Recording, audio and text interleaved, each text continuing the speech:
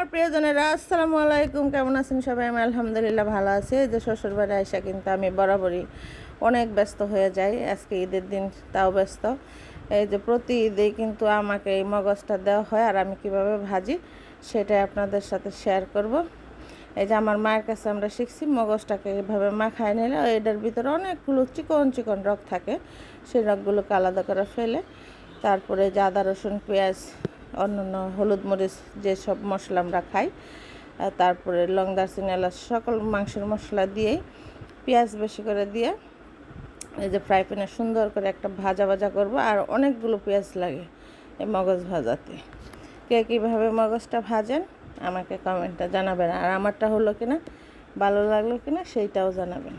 আর শ্বশুরবাড়ি আসলে আমি তেমনভাবে কাউকেই কোনো সাপোর্ট করতে পারি না, কারণ এখানে নেটওয়ার্কের অনেক প্রবলেম, ভিডিও ঠিক মতো দিতে পারি না, এটা অনেক সমস্যা এই এলাকায়। তারপরেও চেষ্টা করি কাজ চালায় যেতে। ভালো থাকবেন সবাই, দোয়া করবেন আর সঙ্গেই থাকবেন। আল্লাহ হাফেজ, টাটা, গুড বাই।